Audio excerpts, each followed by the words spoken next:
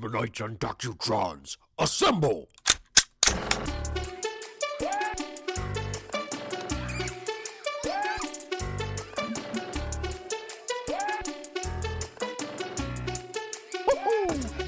Okay, so back in the day, I was way above the wave, man. I traded in the girls for the video games. I played so much Super Smash. Welcome, Beavemanites and Ronulans. Got Ron here in Renegade Beer Studios with you. Yeah, Ronulans. Yeah. Ronulans. Oh. It's a typical day in Michigan. Woke up with a bunch of shitty fucking snow all over the ground, and my snowblower works for shit if the snow is wet.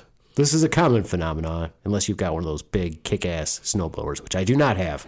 Or you have me to come out and help you shovel your I driveway. shoveled like 2 shovels. That's it. Well, it's more than We had enough. most of it done, and I'll tell you this: we had most of it done so that you could get into the driveway. Oh, I appreciate that. Thank you. See, that is nice of us. Yeah. Oh, man. And really, that's kind of the dilemma, though, right? You have to wonder: should you spend a lot of money on a snowblower if it's only snowing sporadically? Yeah, you should, because, why not flaunt it over your neighbors? Look what I can do. Yeah, but this is only what, our second snow? This season. Second major snow? Yeah, this year is season. only, well, this year, I guess technically, if you'd say this year or this decade, it's our first snow. But if you have teenagers, and you want them to... My teenager is not going to shovel snow. yours not, mine is. mine My kid would. And you get out there, right? Earn their keep, right? I guess. They do eat a lot and dirty dishes. They should have to do something. I was listening to a podcast the other day. Mm-hmm. I have to drive for my job currently a few hours away. Then I work during the week, and then I come back home. So I listen to a lot of podcasts. Here's what I found out. You remember when you first started podcasting, I said, these are the certain words that I don't want you to say, or if you notice that you say them, stop saying them so often. Try not to smack your lips. Yeah, filler Try not words, to say yeah. that sort of thing. It annoys me when I do it, when I'm doing the podcast, and because I have to go through and I edit and I listen, do I do this over and over again? And if I do, I don't like it. The one that I've caught myself saying very often recently is so before I continue my sentence. I'm going to try not to do that. Okay. I was listening to this podcast, my favorite podcast. I will plug them. Last Podcast on the Left. They really don't need me to plug them because they have a shitload of listeners and they're doing really well. But I'm going to plug them anyway. They do 2 podcasts a week. They do multiple podcasts. Oh. Because they have their show, The Last Podcast, and then they also do one called Side Stories that's also on The Last Podcast. Okay. And then they have multiple podcasts that are in their network, like Abe Lincoln's Top Hat, Page 7, et cetera, et cetera. They have a bunch of people that are under their network now. I was watching a paranormal show, and actually one of them made a guest appearance, and underneath it said podcasts. Last podcast on the left. I'm trying to remember how it went. But I'm like, John told me I should listen to that. Oh, these guys went big. And I'm thinking, how soon before you or I'll throw myself in there, are on a paranormal show saying, this does exist? Huh. I'm going to that. say I won't hold my breath for that to happen. But it's possible. I think it is. Getting back to that, listening to their last podcast on the left, they had a guest on, and he was talking, and he was saying, like, over and over and over again. And I really try to break myself from doing that. So when I hear it, it drives me fucking nuts. And I almost turned the podcast off. Now, I was really interested in what this guest had to say.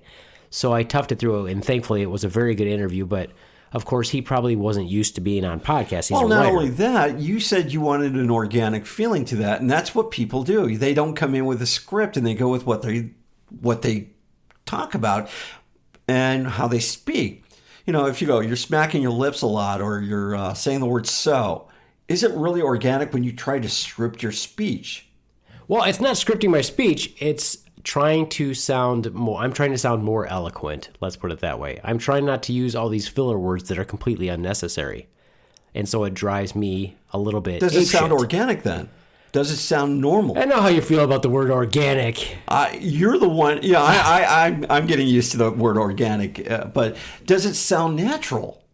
If they're not saying so every 2 seconds, Well, that's how they're wired to answer a question. understand. I'm just saying that from my time of podcasting and trying to break myself of doing all of these goofy things, when I hear it, because I'm very critical of us when I go and I edit the podcast. Now, I don't have to edit your podcast very much. I really don't, because you are very good at hopping in and speaking when there's a pause or when there's a lull, and you don't use a lot of those words. I don't have to go back and edit that.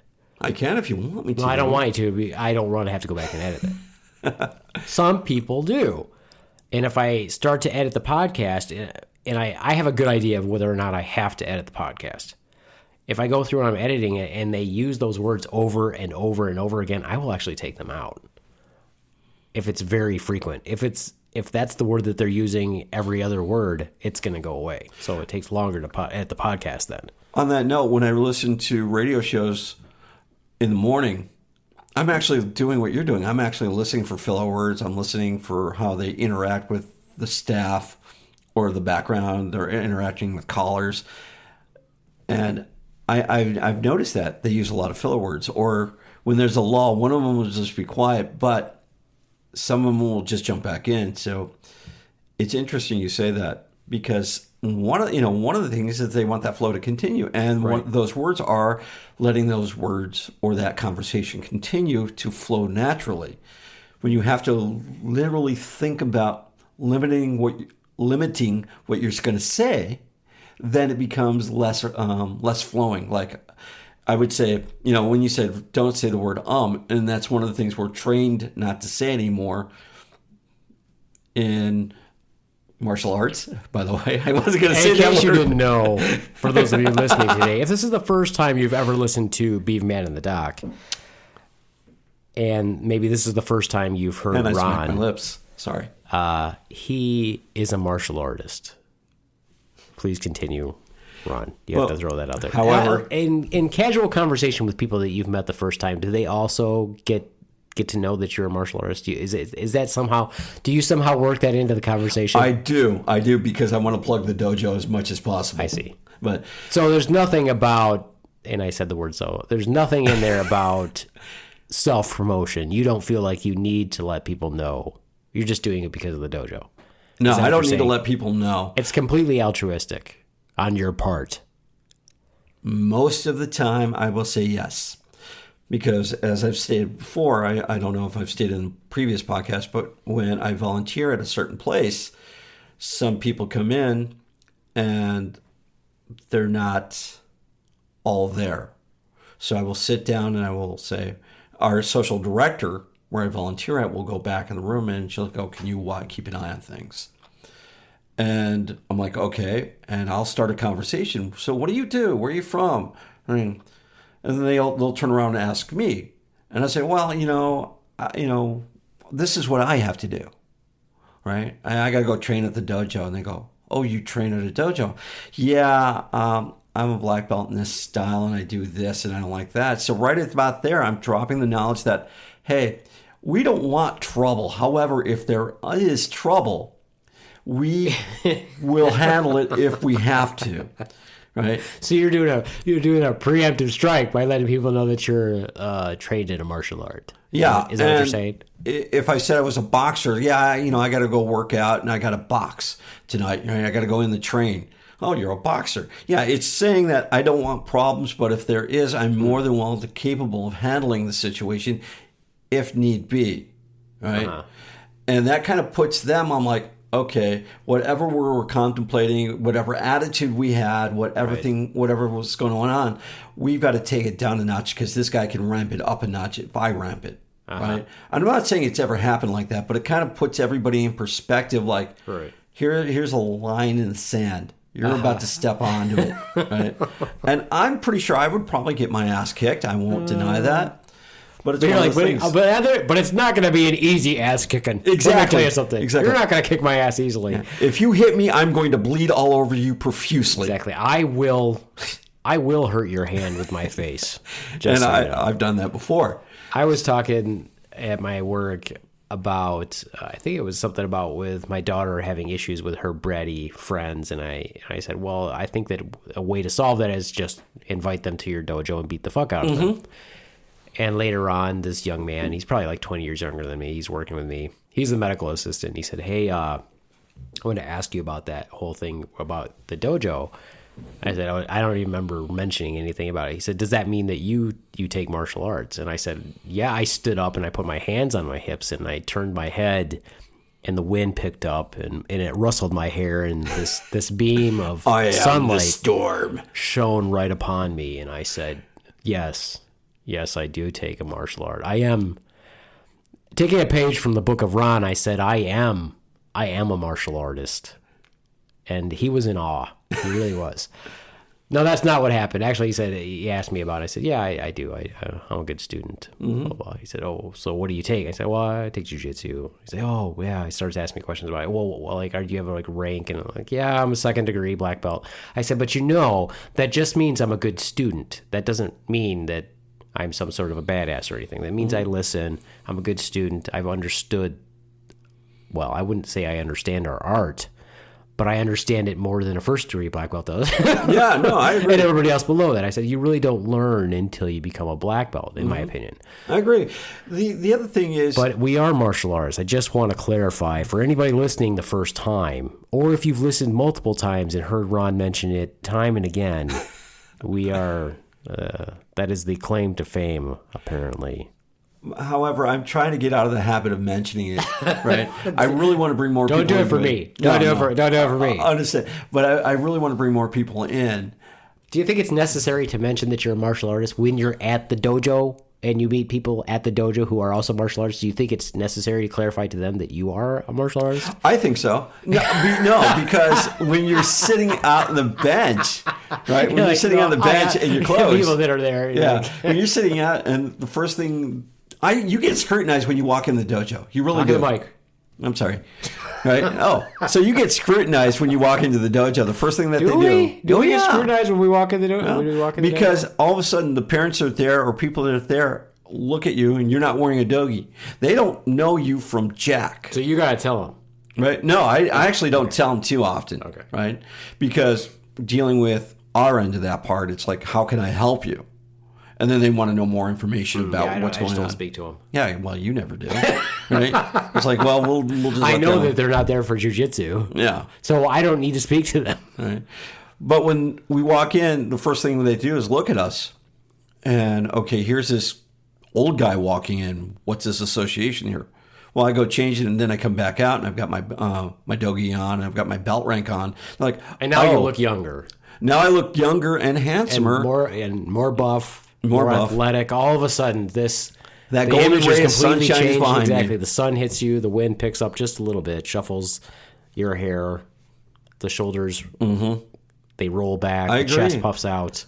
Well, I wouldn't say chest puffs out, but it's one of the things that you walk in. It's like when your group walks in, right, and everybody sees you guys, right, and they don't know what you're associated, so they're looking at you. And then when you guys come out of the locker room, you've got your black belt on, and you're walking out, and they're like, oh, they're over there. Right. They're part of the dojo. So yeah, you're scrutinized every time you walk in until you're recognized. I see.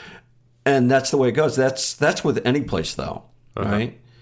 You go to the hospital. Why are you here? Oh, it's an emergency. Oh, really? Why? Yeah, I'm just picking up women, right, that are in the ICU. They're easy to date.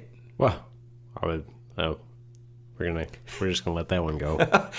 This is my poor attempt at humor, I guess. It was a poor attempt at humor. I need the soundboard. Soundboard. I need a soundboard. Wah, wah. But it's one of those things, and one of the things I'm trying to do this year is actually refrain from dropping that knowledge. I really am, unless I really have to.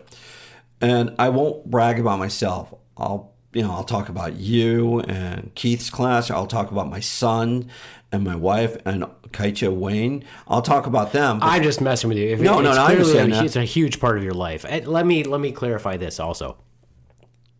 I don't think, and this is not a martial art podcast, so don't get jealous, Joe Rogan. No, not at all. That for some people, that the particular style or the idea of what you do is a hobby. Mm-hmm. For some people, it's a huge part of their life. Now, for me, for example, I do not consider it a hobby. Although people ask me, what's your hobby? And I'll say, oh, this is one of these. This is my hobby. It can be classified as a hobby. Sure. But I think to me, it's a part of my life. But I don't necessarily feel the need to mention it to people. But then you probably talk to people more than I do because I just in general don't like to talk to people. The reason why I talk to people is because of the position that I hold. Obviously, I can't have a patient come in and diagnose what's going on with them if I don't talk to them. So the majority of the talking that I do to people is as patients. I agree. And with that said, I'm trying to less and less talk about the dojo and about myself and others around me that do it. I think it was RJ that said, and a few others have said it too, that why would I tell people my advantage? That I agree with that also. Right. And that's I what also it is. agree with that. I have lived my entire life based on the principle of please underestimate me. Mm-hmm. Oh, yeah. It's the last thing that you should do, but I want you to. I agree. If you underestimate me, that gives me a huge advantage. However, like I said, where I volunteer at, it gives me a huge advantage knowing that I'm willing to stand up for in case something goes wrong, right? And I don't know their situation. I don't know what they're capable of. I don't care what they're capable of. That's a fear factor I can't allow. I just have to know if they're going to start trouble, I'm willing to step up and, diffuse the situation. And that's, it never has come to that. Trip over your body. Yeah. It has never come to that, but the knowledge is out there, right? And then they go, oh, where do you practice at? And I drop the knowledge there. I'm like, oh, it's too expensive. I'm like, no, it's like it's this. not. Yeah. And I won't deny that there are some expensive schools. There are out some there. expensive schools. I have I'm a third GUP in Tang Soo Do. So that's the first degree of brown belt equivalent to karate. So if you said the same thing. So our belt is red though. Now I haven't done that style for like 2 years. So I'm thinking I'm going to get back into doing that style because they do a lot of forms. So if they do a lot of forms, that's something I can do as an old man to keep limber, that sort of thing. So, and I was talking with my wife, texted our old trainer, our old master, or whatever they call themselves. And they have a nonprofit also. They set up a nonprofit for their dojo. Interesting. Yeah. So, but how much do you think they charge a month for their nonprofit? I don't know. I really honestly No, our don't know. nonprofit charges $35 for one person. So if the next person would be 25, the next person's 15. Yeah, so we do have a family rate. So yeah, we have a family rate where it kind of you're just never going to pay. What is it? I think we tap out at 80. I think that's so. 80 or 90. I'm not going to do the math, but I'll believe you. We don't. It doesn't go high. It doesn't matter if you've got 5 kids. You stop paying after the fourth. I think we stop paying after the 4th person. I think that's how they broke it down. Mm-hmm. This nonprofit is $80 a month. Wow. Which means, so is the difference between that nonprofit? This is almost like an advertisement for our dojo now. So I guess we're advertising Southside Dojo in Portage, Michigan. So basically what that means is our dojo, none of our instructors get paid. No, none of them. Nobody takes a salary. Nobody gets paid. It's a complete, almost like would you say it's like almost like a co-op almost? It's some weird. That's a good analogy of it. Yeah. Whereas if they're charging that much per person, somebody's taking a salary, which is fine. I don't give a shit. It's not my problem. I'm just saying this. Well, once again, this just plugs our dojo, and again, it also makes us look good because that means that we have multiple styles in one dojo. None of our instructors get paid. They're doing it because they like the style. All of them have day jobs, and they want to teach. All of them have day jobs. But to clarify, you're a martial artist, and that's Hashtag Baby Yoda. Hashtag Baby Yoda. Speaking of which, I was thinking about rebranding. We were talking a little bit about that. What are your thoughts on rebranding the podcast and the ups and downs or the pros and cons of rebranding the podcast? Well, rebanding. I like rebanding because that's an interesting word. That's if your band fails in the first place. You have to reband. I understand that. I gave some thought to that because I was looking at podcast names, and it was, what's the main theme of your podcast? I don't know. Exactly. And that's fantastic. That's fantastic. It will never change. It's my opinion on shit. Mm-hmm. And that's a fantastic idea. So how do you go on that fantastic of random crap, random shit, whatever you want to call it? So I used to blog, It's no longer out there. The server went under. It was called. Was this a martial arts blog? No, it wasn't under. It was called. Was this a martial arts blog? No, it wasn't actually. It was acidic humor. I was very acidic and sarcastic in my blog. Nothing like I am now. Oh, wait a minute. Did you say acidic or acetic? Acidic, not acidic. For a minute there, I was like, this is some sort of... So it was Jewish humor? Oy vey. No, it wasn't. Oh, okay. I wasn't sure. That's why I had to clarify. It was, Random Rants and Irrational Raves, right? That was the blog title. And people would log in just to read what I wrote. Now, what I did was to become an annoying writer. I would change all the font on my blog site to neon green. So you made it a headache. Right? And then I took, I made a graphic image and I tiled it and it says, I don't like you in the background with like a Metallica font. So while you're reading it, it's scrolling over and it says, I don't like you. And it went into, what I thought of the world. I left out names and dates and places. So it's very obscure, but when you read it, you could go, I know that guy. I work with that person. She or he is right down the block from me. And I'm like, it was random about that, but I would pick a subject and I would make it. So back to what you were saying, what name would work, right? What name sounds that would catch the meaning and the essence of this? Because you look at the last podcast on the left.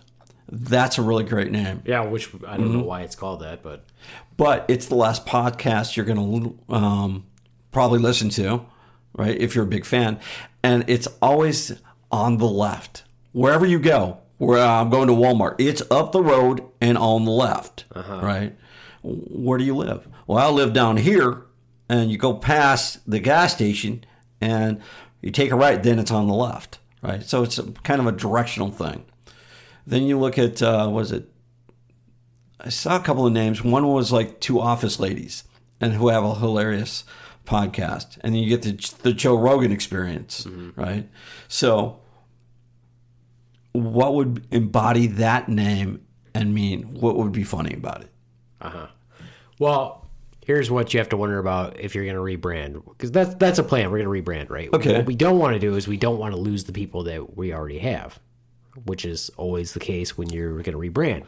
So if you decide that you're going to rebrand the podcast, you have to say for 4 podcasts, hey, I'm going to rebrand the podcast. This is the new name. Look for it under this new name, et cetera, et cetera, et cetera. For example, Kevin Smith did this. They had their podcast was called, and I don't know how many years they had it, but it was called Fat Man on Batman. I like it, yeah. Well, the podcast got bigger and bigger and bigger, and they realized, how long are we going to be able to use Batman in our podcast as the title of the podcast before DC comes after us and says, hey, stop using Batman as the title of your podcast? So now it's called, I think it's called Fat Man Beyond. I really like that. Kevin Smith and Mark Bernardin. But Kevin Smith isn't fat anymore, so... Yeah, he lost a lot of weight after his heart attack. Good podcast. Went and listened to that one when we were in California. I just think that probably now, even though we've had a pretty good run, and it's still the same podcast because of changeover and having our guest stars or pop in to be the guests and everything. The one thing that is going to be the standard always is going to be me. So I have to decide, am I going to rebrand it? Am I going to keep Doc and just be Doc as a paper Doc? Or are we going to get a puppet and name it Doc? Or for the occasional periods of time when Doc might step in and do the podcast, should I leave it the same name? And I'm going to say no. I'm going to say that we should rebrand. Okay. I like that. Taking cues from around the internet and things I've seen on TV, it's like, what's the essence then? Let's go back to that question. There is a show on Adult Swim, right, called Joe Perro Talks. Now, do you get this show as part of your regular cable subscription? I do. I do. Right. Yeah, I know you were going with that. I am actually a nice person on that, right? Anybody listening, I'm a nice guy on There's that. no pirating whatsoever. No pirating. But this guy is actually a comedian, and when he comes out and does talk show hosts, he stays in character. And when you watch it, it's the way he talks and he does things. And his persona is exactly like he talks. And to understand that, you'll have to see it. But it's Joe Pera talks. It's sort of like John C. Reilly, right? When he plays Dr. Brule, right? John C. Reilly, Talladega Nights, Sherlock Holmes with Will Ferrell, right? When you watch him talk, he does this character, I think, called Dr. Brule, that was on the Tim and Eric Awesome Show. Never seen it. Great job. Yeah. But it's sort of like he got his own spin off of that, and he stayed in character, and it was just this thing that he said, okay, how do we name this? Or if that was the process behind it, how do we name it? Right. And so it makes it its own separate entity. And I would like to see that, if you're going to rebrand it, keep its own separate identity while maintaining the humorness. That's a new word, people. Look it up. Humorness. The humorness of what it would be. So that's where I would go with that. Well, it's always the worry is losing the audience that you have. Now, I will say this, however, because we don't have a lot of followers, even though we get a fair amount of plays, we don't have a lot of followers. I don't know if that means that people just don't click like to be followers, or if we actually don't have, or if we just have different people listen all the time. Either way, it's fine. It doesn't matter. You still get plays.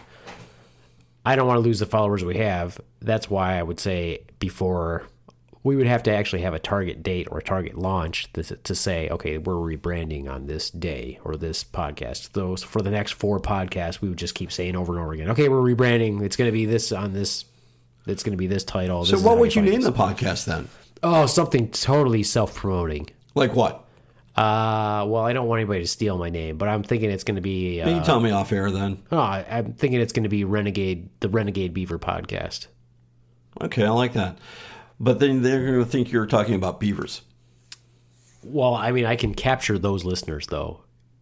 I could see Northern Canadians listening to this about beavers. I like that. Any listener I capture is fine. All they have to do is listen. If they decide they want to listen to a podcast about beavers, theoretically, well, not theoretically, they are listening to a podcast about beavers because I am a beaver. I like that. Therefore, it's still going to fill that market. And then I can capture that person. However, if you left the beavers out, the Renegade podcast, then you get the survivalists out there, right? You get everybody else, and that's got a more catchy name. Mm-hmm. But the Renegade Beavers, then you got around, yeah, that's a good name too. I could see where you would go with that. Mm-hmm. I like that. Then you'd have to get a logo with a beaver with some sort of military armament on it. Well, I'm thinking it's going to be a beaver jumping in, parachuting in. Okay. Because, I was a paratrooper. Much like you, who's a martial artist. Yes. I was a paratrooper. Mm-hmm. I think that would be good. The whole basis of my thought process, I will say this. My thought process and how I look at the world is all strictly based on my view as a service member and veteran. That's how I look at the world. Even though I've been out of the military, the active duty military, since 1998, I still feel like that's how I look at the world. That is how I look at the world. That will never change. I used to tell people that I wasn't born until I went to Fort Benning. That's when my life actually began. On that note, though, you're right. A lot of guys don't grow up until they go to their first base or they enter boot camp, and that's kind of the way it is. Sometimes I feel that's how my life began, because prior to that, I was not a happy person. I wasn't happy in the town I grew up in. I had very few friends, and I had no confidence, no self-esteem. And then I joined the military, and there was a way that you have to be. And so I feel like that was my actual birth. That was my birthplace. Okay. That's my birthplace. My christening is Airborne School. And that's it. Yeah, I have a friend. You're kind of forced to be together, though. You're forced to rely on each other, unlike the real world, which is a total shocker. Because when you get out of the military, it's like, you find out everybody is literally in it for themselves versus this teamwork. And no work ethic. Oh, I saw that in the military, too, but not as rampant as in No, but you could punish them for that. For no work ethic. That was great. If you were walking, and I don't know how the Air Force is because it's different, but if you were walking and someone's walking in front of you, another soldier, and they walk by a piece of trash and they don't pick it up, and it's on post. Okay. And I walk by and I pick up the piece of trash. If that person is a lower rank than me that's in front of me, I'm going to stop them and smoke the shit out of them because they didn't pick up that piece of trash. What if they didn't see it, though? I don't give a fuck. If I saw it easily, they saw it. Especially since I don't. Because you're the a Air Force, you have to paratrooper. remember, the Air Force is a totally different world than the Army is. We are very meticulous on cleaning shit, and we have to clean shit all the time. And they walk us across fields just to look for garbage. I didn't say the Air small Force wasn't things. like that. All these I goofy think all things that branches you have to across do. the border like that. We do FOD checks on the flight line, foreign object damage stuff, right? If I remember the terminology Yeah, right. FOD, yeah. So you got to walk across the flight line, and you got to make sure that the flight line's clean, and then you have to do that area, right? You police your area, as they say, right? So it's the same. It's same no matter where you go. Right. However, if they didn't see it, yeah, I guess you could get them into trouble. But I'm their talking about excuse something is- obvious, an obvious piece of garbage. If Well, they don't see okay. it, okay, that's what I'm saying. If they don't have a work ethic, you can utilize that power that is given to you to make them at least do the work. It doesn't matter if they've got the work ethic or not. There's still, you can take somebody who has no work ethic and still make them work. Whereas in the civilian world, people with no work ethic, good luck getting them to work. Oh, I agree with that. I agree with that. I think I told this story before. I don't know. I'll tell it to you. I don't know if I remember if I told it to you or not, but I was working and in an urgent care. And so urgent care is the amount of patients that you see kind of ebbs and flows. So, because obviously people work during the day and sometimes they don't come in. Maybe they don't come until later in the day when they get out of work, and then all of a sudden you're slammed for 3 hours seeing patients nonstop. Okay. Okay. We had a bit of a lull, and it was one of those times, I don't remember, it might have been in the spring, and so it was kind of muddy and messy and stuff like that. Everybody else was sitting on their ass, but it was muddy. Like the hallway was muddy and dirty. Okay. And That's a filler word, by the way. Okay. I don't like that. I don't think a patient should come in and see a dirty exam room or a dirty clinic. Yeah. It No, doesn't- you should never see that. No. I mean, that's the source of infections if you have that. It just doesn't make the overall appearance look good at all. It's exactly, if you're not feeling well and you see a muddy floor, what confidence do you have in me to tell you anything? On that note, I'll play the flip side. If you can't get that floor cleaned right away because you have such an influx of Yeah, that's patients. different. And then people understand. I think people understand that. Okay. But if you're not busy, if you walk into a not busy clinic and it's dirty, that's that No, doesn't- that I doesn't understand look good. that point too. I mean, Yeah, when you're talking high flow, I think people understand that. And, people understand that it gets messy. But even then, a lot of times, I know at the hospital, like when it's heavy flow at the hospital, there's a lot of people. They're constantly mopping. I mean, they're constantly cleaning, and they've got that sign sits out there all the time that says "caution wet floor" because somebody's always cleaning it. They make sure that it's clean. well, the hospital has to stay sanitary. I mean, Right. But why is that any different from a clinic, or an urgent care?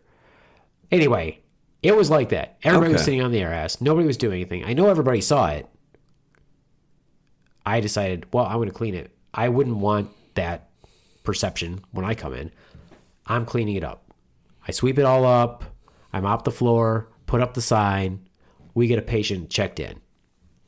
At this particular clinic, everybody wears the same color scrubs. The clerks who check you in, the nurse that puts you in the room, gets your blood work, whatever, the x-ray tech that takes your x-ray, the NPPA or MDDO who sees you and does your exam and writes for your treatment, all the same color scrubs. Okay. Okay. Person gets checked in, they put him in the room, they put up the thing for me to go see him, pops up on the computer. I go in there to see him. I introduce myself to the person. He starts laughing. I'm like, hey, what's up? He said, I thought you were the janitor. I thought the janitor was coming in to see me. I'm like, why did you think I was the janitor? He's like, well, when I checked in, because you can kind of see into the clinic a little bit. He's like, when I checked in, I saw you with a broom and a mop cleaning the floors. And then you came in and introduced yourself as the doctor, and I started laughing because I thought you were the janitor. He's like, why were you cleaning the floors? I'm like, because somebody has to clean the floors. It's your work ethics. It's work ethic. Exactly. I'm like, why did you want to see dirty floors if you come into it? He's like, no, I think that they should be. He's like, but I don't think you should be doing it. I'm like, it's everybody's responsibility. It doesn't really matter. That's the other thing that gets me, and I agree with that, is that it's everybody's responsibility, but no one's willing to take up that slack, right? Now, once again, with your background in training and martial arts and mine, it's like... Just so you know that John's a martial artist. The Beaveman. The Beaveman is that when you see a new person on the floor, you guys kind of take it upon yourself. You introduce, you start walking them through the procedure. You teach them everything, right? I don't introduce myself. I've seen you. You're actually quite good with people. And it's I figure they're not coming back, so how much of my time do I want to waste? But it's the initial time that you spend with them, showing them how to come onto the floor, how to, everybody comes up and shakes their hand. I'm like, hey, we're glad to see you. It's almost like a cult. Welcome. I've said it is a cult. Then it's that kind of ethics that you're willing to put forth, that kind of effort that you're willing to put forth to make someone feel comfortable or at ease. Or say, hey, this is how things are run around here. Eventually, you will be the one to help out too. And what happens if they don't pick up the slack? What if they don't ever do that? Well, okay, that's okay. However, they're going to see what they shouldn't be. You shouldn't be like that. You should be more of a teamwork, right? You should be more. You should be focused on yourself, right? As far as training goes, right? But you should be also working as a team to get it together. Right. And when you are the one just doing it, and you come in and you're the doctor, it looks really crappy, right? Because you've got an entire staff. Now, unless the staff was entirely busy at that time. No, they're sitting on their ass. Yeah. So it looks really crappy that here's the doctor coming up, mopping floors, and I'm just enjoying a smoke break, or I'm just sitting on my ass. Now, I can understand on that point if they got slammed and they're trying to catch up on paperwork, or they just need a breather, right? However, once that's over with, you can get right to that floor. You can get right there. Because once it's done, then you can actually take a longer break, or then you can focus more on your paperwork. And I don't see that sometimes in reality in civilian world. It just doesn't ever occur to them. It's not part of their idea of what needs to be done. It's all about, this is my lane, and I'm going to stay in this lane, and I'm not going to do anything else. I've had people complain about, well, they made me take out the garbage. I'm like, okay. No, it's and? I don't agree with that, because it's more about, it's all about me. It's like, it's not my job. I'm not getting paid for it. And I understand that. However, if you want to be employed, if you want to show teamwork, that you can set the pace, guess what? You're more employable and you're more likely to have that job. And in fact, when layoffs come out, you may be low guy on the totem pole and your head might be on that chopping block. However, if they notice that you have a good work ethic versus the guy who's been there for 5 years who just sits on his ass, most likely they'll offer that guy. It's like, listen, we're doing layoffs. Well, I have seniority. Yeah, that may be true. But you're a lazy piece of shit. Yeah. This is a non-union shop. So. Exactly. Out you go. And that kind of work ethic has saved my ass a lot of times, because when I needed a job, like, oh, you're willing to come in on weekends. You're willing to pick up the trash. You're willing to do this and that. And I'm like, yeah, who isn't? And you could point out who isn't. Right. And that's where you don't see that type of work ethic too often. No, it's having a sense of ownership. Oh, I agree with that too. Even though you don't own that business, the only way for you to get paid is for that business to have a good perception to the customer. And so you have to take that sense of ownership and go, well, how would I want it done if I was the boss? And you just have to say, hey, this is my livelihood. If I don't take care of this thing that provides for me and my family, it could be gone, or I could lose it, or whatever. I got a friend who owns a business, and I agree with that. And it's like at the dojo, once again, the nonprofit, right? This nonprofit dojo where Ron is a martial artist. And John, the Beaverman, is that it's a team effort there, right?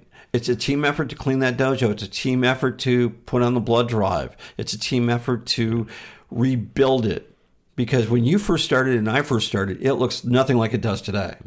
We put in a new floor. They had walls go up. It looks awesome, right? And it's a very intimidating dojo when you walk in. To the outside, it looks like a normal building, but when you walk in, you see the square space and everything. And that was due to a team effort. It wasn't done by me or I, or it's not my job. Because the minute we hear that, it's not my job, there are a lot of us that jump on the bandwagon like, it's not our job. Really? Then there's the door. That type of attitude's not needed, right? And then they go, well, he's not working on it. And there's a hierarchy to a point where the Shodans don't have to do anything. We're supervisors, basically. However, it's not above us or below us, for that matter, to pick up a broom and sweep the floor.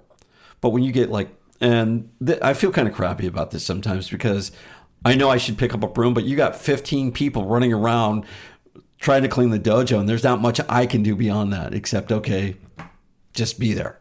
Mm-hmm. But as a person, I'm willing to set the example. I'm willing to come out and I'm willing to sweep the dojo, right? I'm willing to clean up where needed. But if you're not willing to do that, then that type of attitude is not welcome or wanted. So bottom line, there's a lot of shitty people in the world. Yeah. There's a lot of people that do not have a work ethic that I agree with. I agree with that one too. And so they can go and jump off a fucking building. I would too. Yeah. As long as I got a parachute. Well, I mean, it depends on how big the building is, because then the parachute might not help you at all. So if you rebrand this, by the way, are we going to be on the same topics, or are you just going to go with the weekly topic? By the way, I want to say when I saw your topic that's coming up, I was geeked. And then when you told me outside the Renegade Studios that we're not talking about that, I was fucking crushed. Oh, well, you can always be a part of that podcast. But this is a topic that Micah and I had already talked about. Oh, Micah, who I've never met. I bet he's from Canada and you met him at summer camp. No, he's from Arizona. Shout out to Micah, who's got the #1 fastest growing episode of Beaveman in the Dock. Hashtag Baby Yoda. Hashtag Baby Yoda. Fastest growing, most listened to in the shortest period of time. So I have a question. Not the top podcast, but it is the fastest. So I have a question on that. So when The Mandalorian comes out, hashtag Mandalorian, by the way, right. Is there going to be a mandolin in it somewhere? I don't think so. I think that you totally screwed that up. I did. I mean, and Carrie laughed at that, by the way. It should have to be some sort of an independent art film of Baby Yoda and his mandolin. Yeah, there's a possibility you might have to pitch that to somebody, but I would go with an independent studio. Okay, it still will have to be under Disney because Disney owns the child and Star Wars, but they don't own the mandolin. No, they don't own they could though. If you become successful, they're gonna own it, but they'll give you plenty of money for it. You might as well take it. That's what I would do. Okay, I could do that. And Disney, if you want to buy this podcast, I'm okay with that also. That's okay. Yeah, Disney's got the bucks to buy. You got the money. If you want to invest in a podcast, we're here. So on your podcast, after we rebrand it, now I've offered to put the word out to see if we can get any major guests down there. What's your ultimate guest that you would like on the podcast? My ultimate guest that I would like on the podcast, let's see. They would have to be amusing, but it has to be somebody that I'd really always wanted to meet. Tom Selleck. Tom Selleck, okay. I know it's a strange one to throw out there. Well, you've got the mustache like him. I can understand that. But yeah, as a young child, I've always liked Magnum P.I., so I've always liked Tom Selleck. Well, he lived in Hawaii and drove a Ferrari. Yeah, well, I mean, pretty cool. And his friends flew helicopters. He carried a 45, Colt 45. Yeah, what's not to like, right? And I never saw the ending episode, but didn't it turn out Higgins was the author? And he just went along for the ruse? I don't think they ever truly, quote unquote, answered that question, but it did make it seem like he indeed was. Mm-hmm. Funny thing about that show. Funny thing about it, looking back, the guy who played Higgins, what was his name? John something? He was an actor, I know that. He was one of those type of Broadway, or what do you call it? What's the... he was in Blazing Saddles. He was? Yeah. Yeah, he was. Yeah. But he wasn't British. I think he was from Texas. He's not from Britain. He's not Britain. He's not from England. Funny thing about him, they made him seem like his character was supposed to be so old, but he was not very old. He was only like, what, maybe 10 years older than Tom Selleck? I never got into the behind the scenes. Well, there was always these scenes where he'd been in World War II or all these different, or he was at the bridge of the over River Kwai when it blew, all this different stuff. Okay. And all these things. You're like, he's not that old. Very interesting, actually, but whatever. He would have had to have been really, really young during World War II. So with Tom Selleck possibly being on the edge of maybe, who else? Well, as I said before, somebody doesn't have to be famous to be on our podcast. Everybody has a really interesting story. If you don't have an interesting story that I can actually pull out of you, that would be strange. Okay. You just have to know what their interests are, what their job is, and really you just ask them leading questions and you should be able to get a good story. I use Mark Maron as an example. Mark Maron is a very good interviewer, but he really asks a lot of the same questions. Now, sometimes I get a little mad at Mark because people are starting to tell a really good story and he interrupts them and asks a different question. He kind of did that with President Obama. Obama was talking about his childhood and then he kind of interrupted and said something else and he went completely in a different direction. And I really wanted to hear what Obama had to say. But a lot of interviews, it was good. Other than that, it was a good interview. A lot of interviewers do that, though. If you just want to say, shut the fuck up and let them talk. Yeah, I agree with that. And I'm not trying to kiss your ass here, but I agree with that because when I'm listening and it's like, I listen for keywords, right? And when I listen for these keywords, like, well, they start to talk. And I'm like, oh, and then they switch the subject and then they go, I think, my opinion. I don't want to hear what you think. I don't want to hear your opinion. I want to hear what they have to say. Right. If you're going to take the time to interview somebody, let's hear what that person has to say. And the other mistake that interviewers make is they tell the same stuff that the audience already knows about them personally while they're having the conversation with the person they're interviewing. I'm like, okay, well, we already know that you did this and this. I can relate it a little bit, but don't go into too much talking about yourself the whole time when we want to hear the person that's interviewing you. I've seen it flipped, though, before where the person that they're interviewing flips it, and they basically end up interviewing the person that was supposed to be interviewing them. One of the questions I took away from an NPR thing, I was listening to NPR on the weekend, and what really got me was, tell me something about you that no one else knows. They do that whenever you start a new job. They like to do that. Or you start a class. They're like, tell us about something that nobody else knows. But I went to a book reading. That could bite you on the ass. Yeah, but I went to a book reading. Like, I like to sit on my thumb when nobody else is around and then turn my hand over backwards and stroke my own penis. Well, see, on this podcast, that would be acceptable. Yeah, it would be. I'm just saying that if you're going to ask a question like that, be prepared for what the answer is going to be. Now, on NPR, obviously, somebody's not going to say that. But if they said, tell me something that no one else knows about you. They might. But I'm going to say it again, when I went to this book reading, the author was someone we knew or we were associated with. And it's like, do you have any questions? And when that question was asked, the entire crowd goes silent. And I'm looking around the crowd. It's like, she's willing to answer any question you have. It's sort of like that teacher. You have any questions? And right. They go dead silent. I'm like, okay, tell me something we don't know about you. And she told this interesting story about her baking a sour cream cake. And I'm like, fantastic. But everybody's like, oh, that's a good question. I'm like, no shit. Why didn't you guys ask something like that? Right. And of course, last week when I brung in that chat pack, or the week before, whatever it was, right?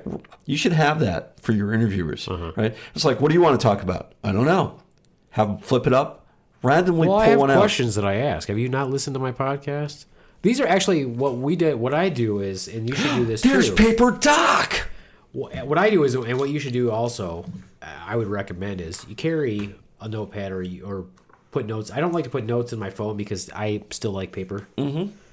But what I do is I'll put down, oh, this is a good question to ask. Now, you can't ask these questions to everybody because it won't really relate. So what you have to do is, if you know a little bit about your person that you're interviewing, then maybe it will make it a little bit easier for you to write a question.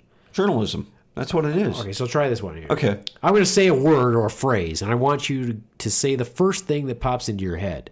Paper Doc. So word association. I haven't done it yet. Oh. Are you ready? Paper Doc. Are you ready? Yeah, I'm ready. Okay. Dog. Cat. Bed. Blanket. Truck. Lawsuit. Orange. Black. Okay, let's go back. Okay. Truck, you said lawsuit. Why? I don't know. It's just I was thinking that. Well, that's where you would probably put some bodies, and right, or you would. I don't know why I said that. It's just I was trying to be humorous. It just first word that popped in my head. Okay. How about orange? You said black. Is that because of the TV show or because of Halloween? Or why did you say black? A little of both, actually, right? Because I love Halloween. I do horror makeup, and orange is the new black. I've not seen it, but it's like, I haven't seen and it orange either, is but of course usually you know it's associated out with there, black. right? Yeah. All right. Now remember, there's no right or wrong answers to these questions. Mm-hmm. You just did your word or association. All right. Dixie cups. Dixie chicks. Oh, sorry, that's the wrong answer. The answer is boobies. Okay, boobies. Well, remember, I said there's no right or wrong answer. How about this one? Shit cutter. Toilet paper. You cut your shit with toilet paper? Yes, I do. Yeah, That's sorry, why I carry a lot of hand sanitizer with me. Sorry, the correct answer is your anus. The planet? No. Last one. Word association. Okay. Cock holster. Underwear. Okay, good. All right. I would have said woman, but that's fine. That's how it works too. Yeah. All right. Why is the phrase take a shit when we leave shit in the bowl? Because if you're a forensic scientist, you have to do that. You have to take the shit. But why do we say that we're going to take a shit? Why do we say we're going to take a shower? Why do you say I'm going to take a shower?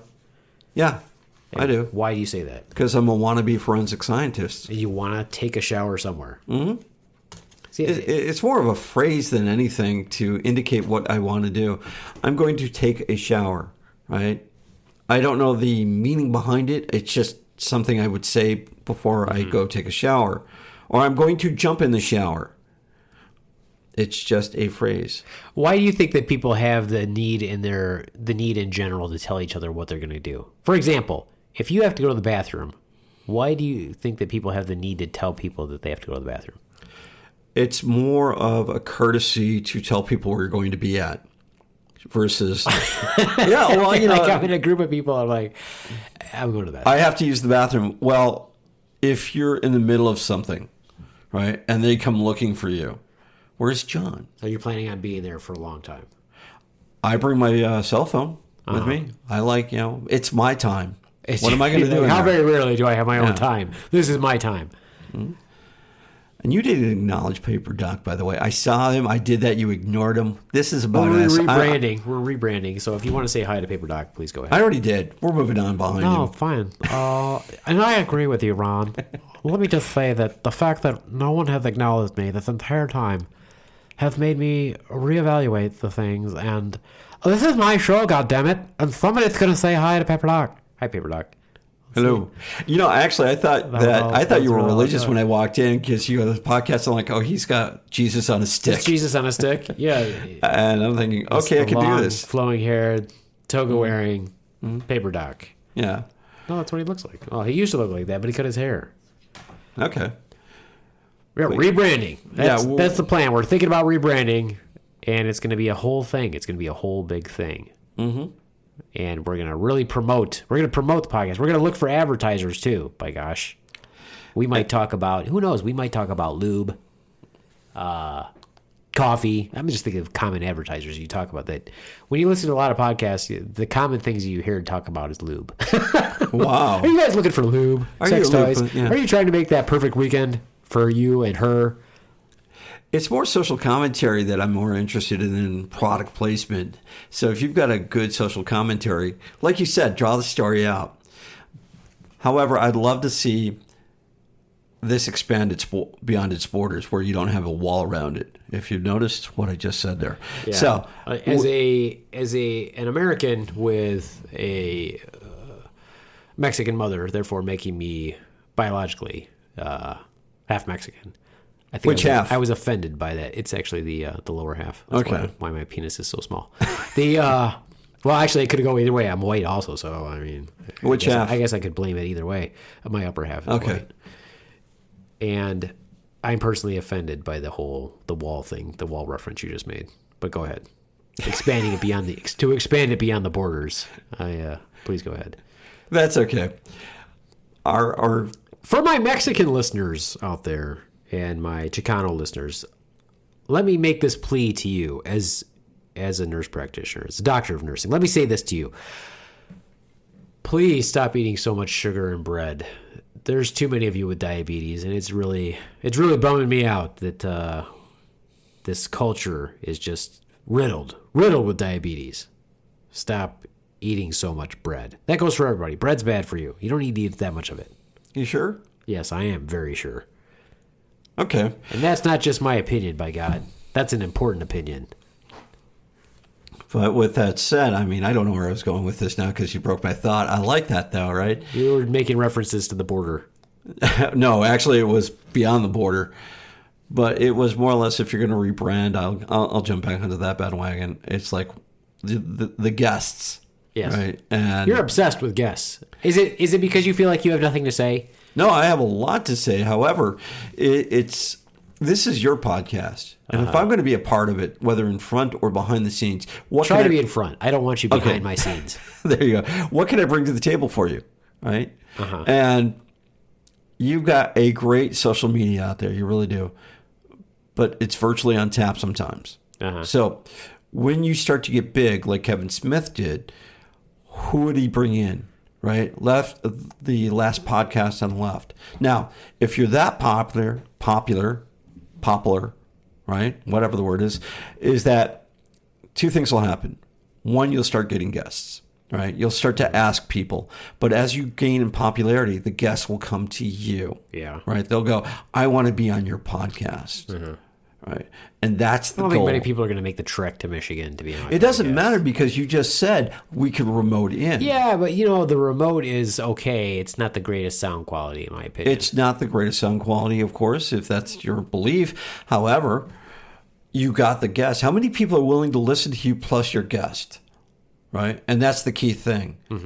You look at Joe Rogan, right? And I don't think his podcast is that popular for me. Oh, for you. You mean you personally are not.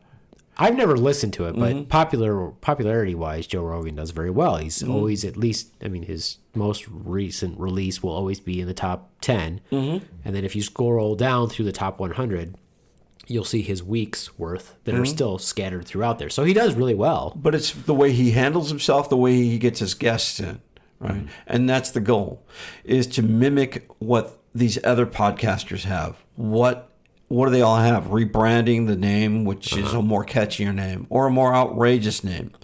Think about the longevity of the name. Now, how long is it going to last? And how big is the name? Like the last podcast on the left, does that show up on your on your phone? I think is the word I'm looking for here.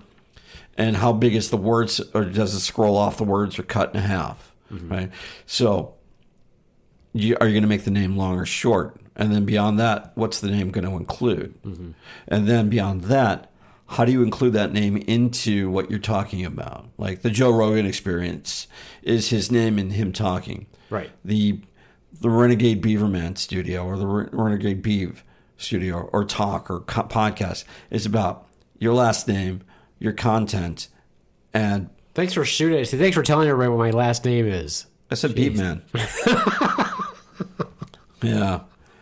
So, way to keep it anonymous for me, Ron. Yeah. But, the point of the podcast, and I've told you this before. You had your son Skyler on. And the point of the podcast is this, right? What's the point of the podcast? One of the point of the podcast is when you talk about making your podcast popular is, it's not that I don't care if people I know listen to the podcast. It's not that I don't care, but that's not the audience I'm trying to reach. Right? We're trying to reach this giant audience, world audience, because podcasts, and when you look at the stats, you can see that this past week we had a play in Norway, we had a play in the United Arab Emirates, right? Awesome. Canada. Thank you. Does Canada count? Yes, Canada counts. Okay. So that's what you're looking at. I'm looking for this broad expanse. Okay. And even if I look at the stats and it says that there were plays in Portage or Kalamazoo or Battle Creek, I'm like, okay, that's great. But when I've got plays in Mountain View, or I've got plays in San Diego or something like that, to me that's a big deal. We're trying to reach. If I tried to base my success for the podcast on people I knew, it's not going to become successful. That's the point. We're trying to reach everyone. No, I understand that, but it also starts. Wow, never do that much coffee in the morning. Or do. That's fine. It starts small and grows big, and that's what you're exactly doing. Organically, you've started small. Don't use that word, though. I know how you feel about that word. Don't use that organically. You don't really like that. I've grown to accept it, right? It's grown small. With the people that you've gotten out there, it's starting to grow. And now it's like beyond that. How do we keep it growing, right? Mm-hmm. With your... it's all about lube. You got to get I get agree. the lube in there. And it's what type of lube? Astroglide, KY.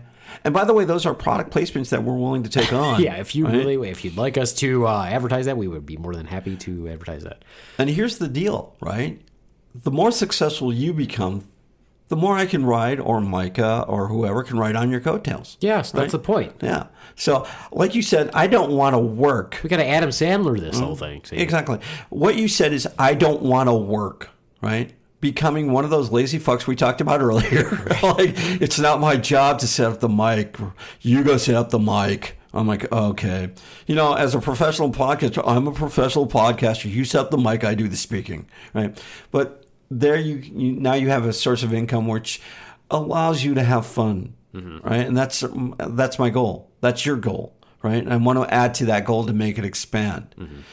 And I've done this with my friends' businesses. Now, keep in mind, I don't have a say in what they do. I just offer my advice. And I'll give you a backstory on this real quick, is that they run a computer repair shop / curio shop, we'll say. And I walked in and I said, oh, you've got this little computer called Little Blue. It was just this like all-in-one computer. And they go, Ron, if you can fix that, it's yours. So I had access to the store 24/7. So I sat down one night in the store, locked the doors, and I got it working, got it all fixed up. I updated it and everything. And I thought, I approached him. I said, you know what? If we hook up a monitor to this, I can do a PowerPoint presentation and we can stick it in your window and it's free advertisement. Well, the owner of the store thought that was a bad idea until I showed her what I could do with PowerPoint. And she goes, if we stuck a monitor with that and you did a PowerPoint presentation, we stuck it in the window, we could get some free advertising. I went, that's a brilliant fucking idea. It's called the Ranger Mind Fuck. Oh, really? Or the Ranger Mind Trick. So I worked on a PowerPoint presentation, got slides in, did everything.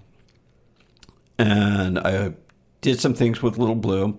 We put it in the window. We turned off all the settings except for it just scrolling through. And I walked into the store one day and they go, Ron, we got some bad news. I'm like, what?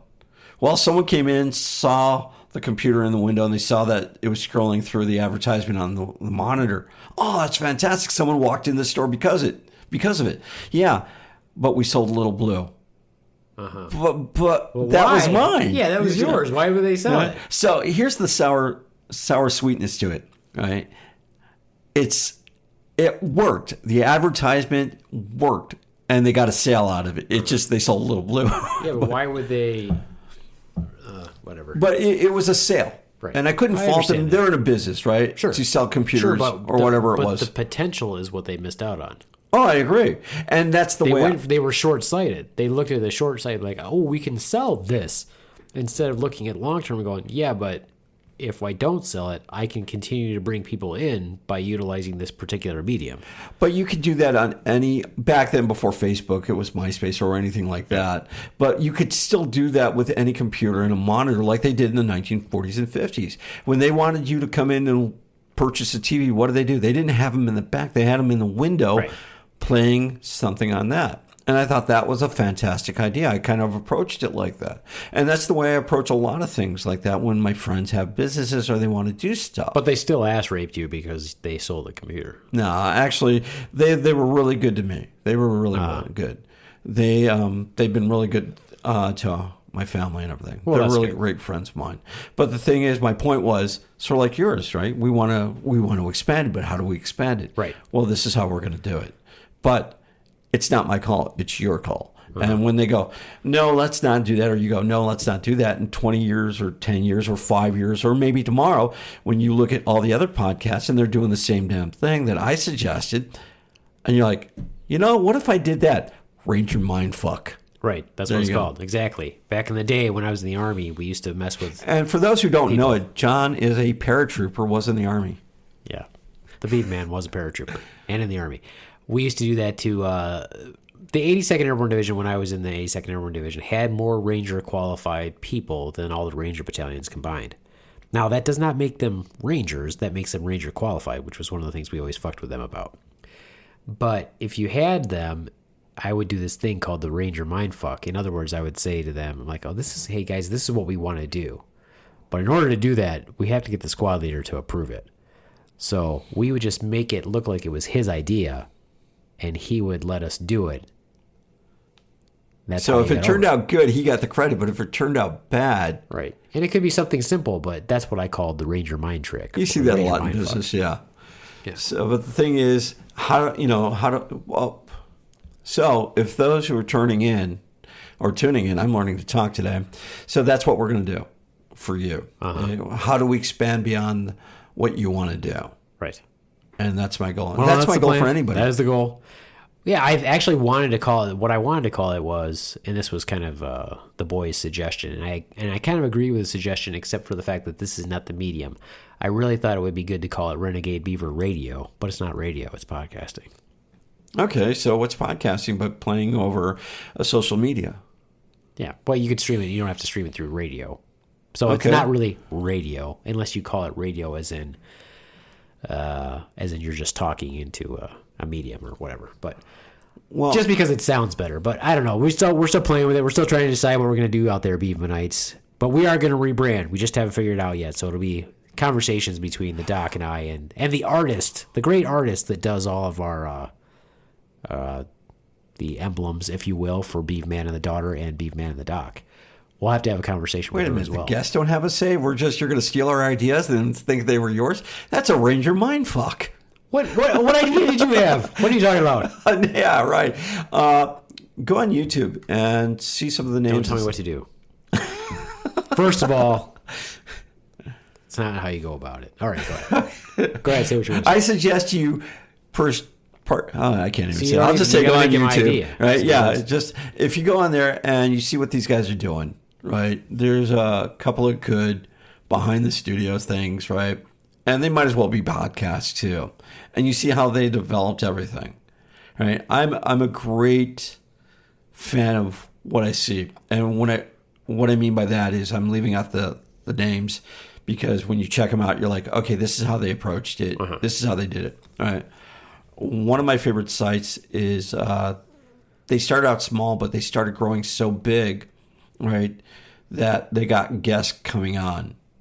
And then they bought back, I think they bought back their name because they had actually, some big company came in and started helping them out, and they were obligated by that. And they said, okay, we're going to take a break. They had to stop back. And now we could do things at our pace instead of doing it at their pace. Right.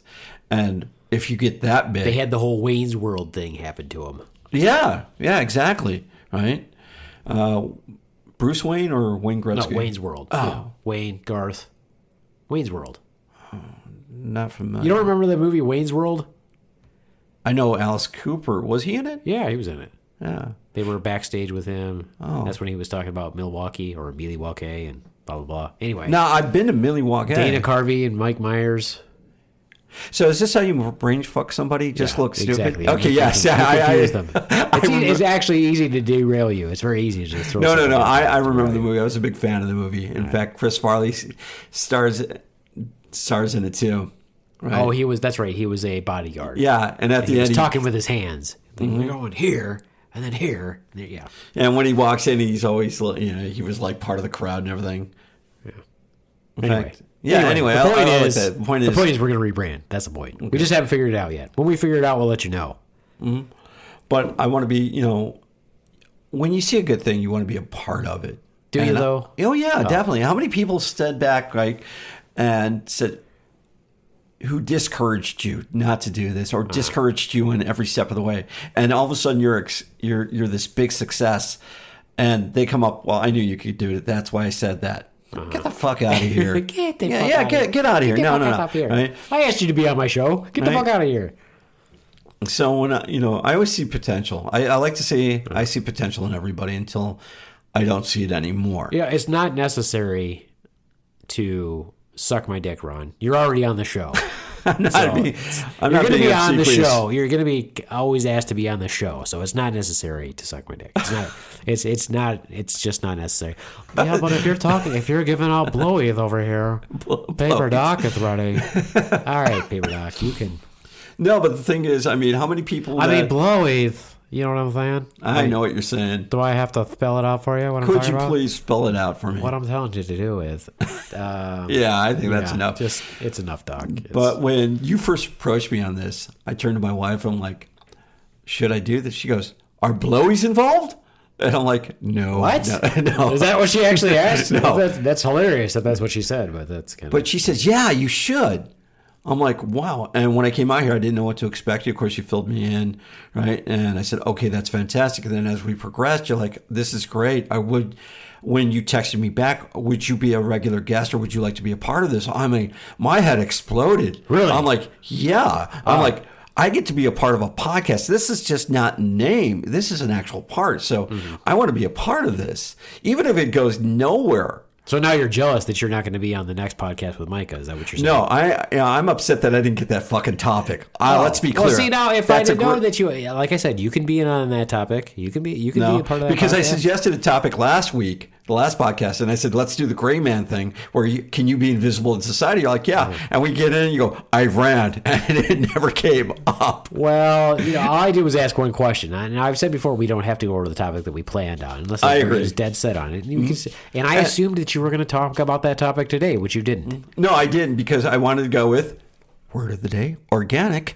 The organic Clearly conversation. Yes, the hashtag of the organic. Yeah. All right, well, we beat that topic enough. So let's do this. Let's plan on rebranding, but Ron and I are going to discuss it and figure out what we're going to do. No, I want other And it's people gonna be involved. This is about It's you. going to be a topic. Well, if you have any suggestions, go ahead and email us. You know how to email us. beavemandthedoc@gmail.com. You can always make comments on the podcast themselves on the SoundCloud app.